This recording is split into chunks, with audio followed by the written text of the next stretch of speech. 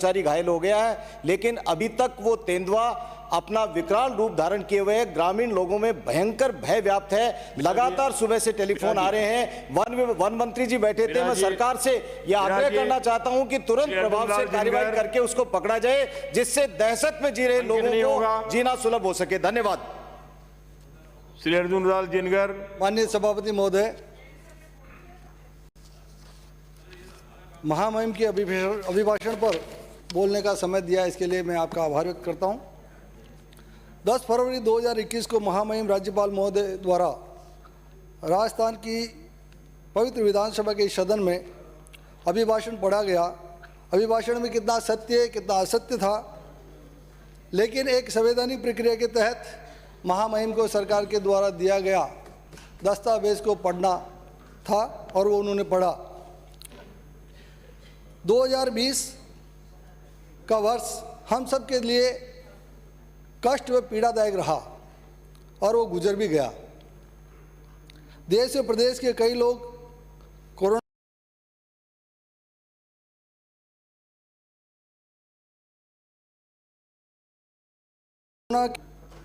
पेट में आए, कई हमसे बिछड़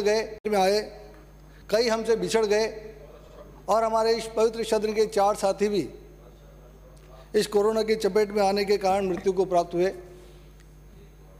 राजस्थान सरकार के 2.25 साल पूरे हो गए, लेकिन विकास कहीं नजर नहीं आ रहा है। राजस्थान में विकास देखा जाए तो कहाँ दिखेगा? विकास इसलिए नहीं हो रहा कि सरकार ही अस्थिर है, और जो सरकार 40-40 दिन तक होटलों के अंदर बंद रहे, प्रदेश की जनता सरकार को ढूंढती रहे और सरकार कहीं नजर नहीं आए, और कांग्रेस के 2.25 साल में जनता एकदम त्रस्त हो गई है, ये सब हमारे सामने है। राजस्थान का व्यापारी, मजदूर, युवा, बेरोजगार अपने आप को ठगा सा महसूस कर रहा है। जिस सरकार की नींव ही असत्य पर आधारित हो।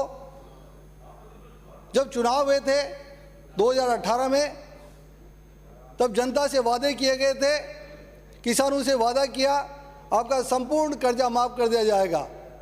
कहाँ गया वो कर्जे का काम? ये वादा खिलाफी क्यों है?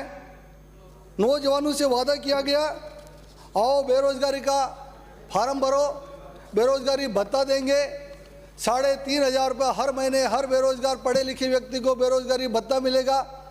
कहाँ गया वो भत्ते का वादा? वादा तो वादा रह गया, वादा भूल गई है सरकार। इस प्रकार से नौजवान उस भत्ते को लेने के लिए कार्यालयों के चक्कर लगा रहा है, लेकिन देने वाला कोई नजर नहीं आ रहा है। जनता को भ्रमित करके जो वोट लिए थे, आज जनता इनसे त्रस्त है। माननीय अध्यक्ष महोदय, माननीय सभापति महोदय, इस कोरोना जैसी महामारी में भी जिस प्रकार से पूरे देश के अंदर एक डर का माहौल बन गया, और इस देश के अंदर हमारे देश के यशस्वी प्रधानमंत्री माननीय मोदी जी ने जो अपना काम किया वो सराहनीय रहा। पूरे विश्व के अंदर मोदी जी का नाम हुआ कि कोरोना के अंदर अच्छे प्रबंध हुए।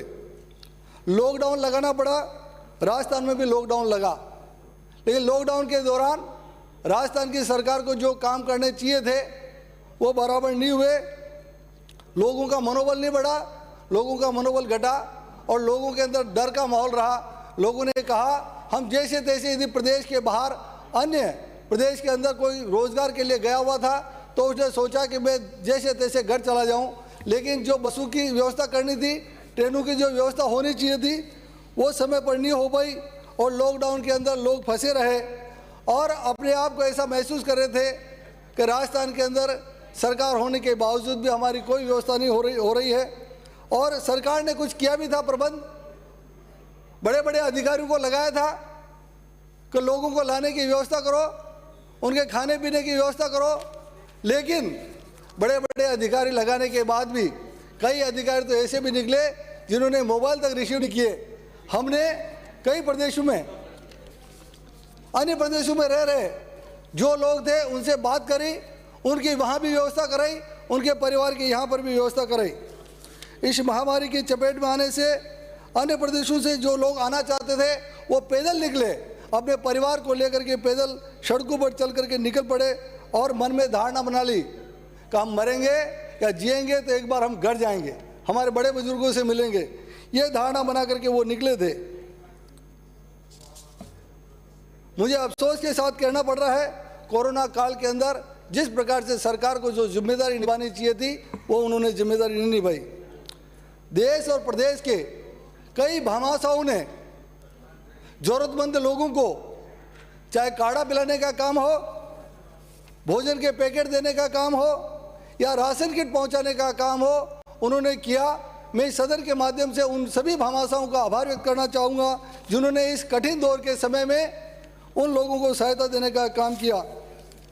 कोरोना काल में हमारे यशस्वी प्रधानमंत्री जी ने जिस प्रकार से किसान सम्मान निधि के तहत 2000 रुपये की किस्त उन्होंने डाली, 6 माह तक का राशन निःशुल्क दिया, आर्थिक सहायता देने का उन्होंने काम किया और समय समय पर उन्होंने टीवी पर आकर के जनता को इस डरे हुए माहौल से बाहर निकालने का काम किया और जनता का मनोबल बढ़ाने का काम किया।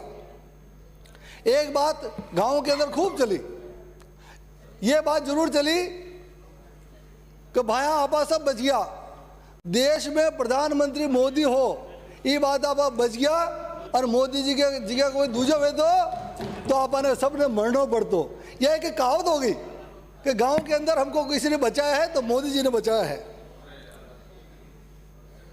महामहिम राज्यपाल महोदय के अभिभाषण में पैरा नंबर 6 में लिखा गया और उनसे पढ़वाया गया, कोरोना के बावजूद समाज के हर वंचित को विकास की मुख्य धारा से जोड़कर विकास परक दृष्टिकोण को दायरा बढ़ाते हुए लोक कल्याणकारी सरकार ने कृषि ऋण माफी, इंदिरा रसोई योजना, औद्योगिक विकास, वन स्टॉप सामाजिक सुरक्षा पेंशन योजनाएं, महिला सशक्तिकरण, जल संरक्षण योजना, पेयजल, बिजली, सड़क, शिक्षा, चिकित्सा जैसी मूलभूत सुविधाएं और आयुष्मान भारत, महात्मा गांधी स्वास्थ्य बीमा योजना जैसी योजनाओं का विस्तार कर आम जनता को नई ऊर्जा का संचार किया। ये उसमें पढ़वाया गया। यदि राजस्थान में सभी योजनाएं चल रही हैं तो प्रदेश की जनता में असंतोष क्यों है? 2.25 साल के कार्यकाल में विकास अवरुद्ध क्यों हुआ है? न तो सड़कें हैं, न जो सड़कें हमारी सरकार ने जो स्वीकृत की थी उन सब कामों को इन्होंने रोकने का काम किया। गाँव के अंदर सड़कें टूटी हुई पड़ी हुई है। जो ठेकेदार जिन्होंने सड़कें बना दी वो अपने बिल लेकर के कार्यालय के चक्कर लगा रहे हैं कि हमारे बिल किस प्रकार से पास हो सकते हैं। पेयजल की समस्या आने वाली है, इस वर्ष वर्षा कम हुई है। मेरा आग्रह है सरकार से समय रहते हुए चेत जाए और पेयजल का प्रबंध कर ले। और एक आग्रह और करना चाहूँगा, पेयजल योजना के अंतर्गत जो टेम्परेरी रूप से जो कर्मचारी लगे हैं उनको 2-2 साल से भुगतान नहीं हो रहा है, कम से कम उनका भुगतान करा दो ताकि पेयजल योजनाओं को सुचारू रूप से वो चला सके। प्रदेश में बिजली का हाल तो बड़े खराब है। गाँव के अंदर 10-10, 12-12, 15-15 गाड़ियाँ लेकर के VCR बनाने के लिए अधिकारी पहुँच जाते हैं, एक दहशत का माहौल तैयार करते हैं। और जो चोरी कर रहा है, जो चोरी नहीं कर रहा है, जिसके घर में वॉशिंग मशीन है या नहीं है, आयरन प्रेस है कि नहीं है, कूलर है कि नहीं है, AC है कि नहीं है, सबके उनको लिख करके उन पर VCR बना करके 20-20 हज़ार से लगा के 2-2 लाख रुपए तक का गरीब व्यक्तियों का VCR बना करके वो चले जाते हैं। और यदि उस VCR को समझौता में लेना पड़े तो 2 लाख रुपए का VCR कोई किसान के घर में बन जाए तो 1 लाख रुपया या 1,20,000 रुपया कहाँ से लाएगा और वो किस प्रकार से समझौते के अंदर जाएगा। और जो यदि वो पैसा जमा नहीं कराता तो थाने के अंदर और उस पर मुकदमा दर्ज करवाया जाता है। इस प्रकार से एक डर का माहौल राजस्थान सरकार ने बिजली विभाग के द्वारा बनाया गया है। मेरा आग्रह है समय रहते हुए इन सब को ठीक करने की आवश्यकता है।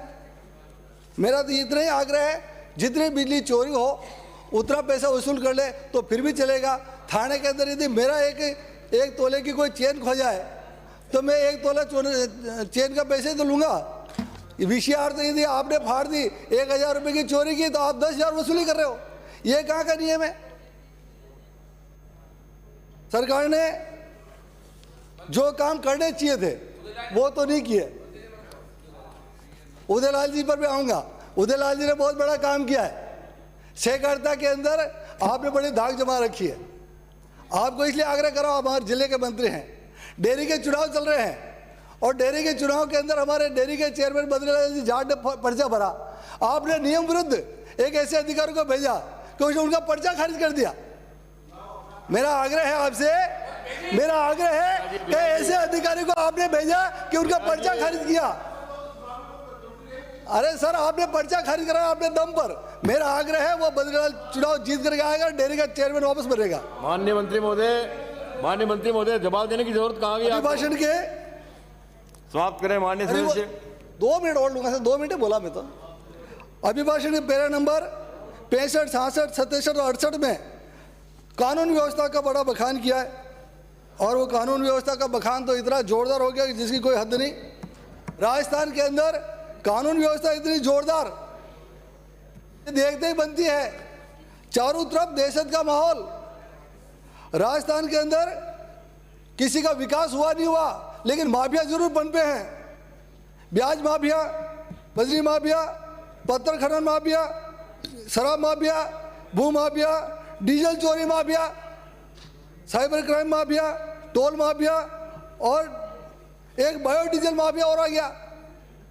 चित्तौड़ जिले के अंदर कम से कम 40 जगह पर अवैध रूप से बायोडीजल पंप लगे हुए हैं। डीएसओ ने उन पर छापा मारा, लेकिन आज दिन तक उन पर कोई एफआईआर दर्ज नहीं हुई। ये किस प्रकार की सरकार चल रही है? मेरा आग्रह है आपसे। 2 मिनट, 2 चीजें तो कही मैंने। 2 मिनट सर, 2 मिनट सर, आप आ रहे सर, आप रुके सर। आप कानून व्यवस्था को यदि माननीय सभापति महोदय, मैं प्रस्ताव करता हूं कि सदन का समय 7 बजे तक के लिए बढ़ा दिया जाए। सदन का समय 7 बजे तक बढ़ाया जाए। सदन का समय 7 बजे तक बढ़ाया गया। बोलिए।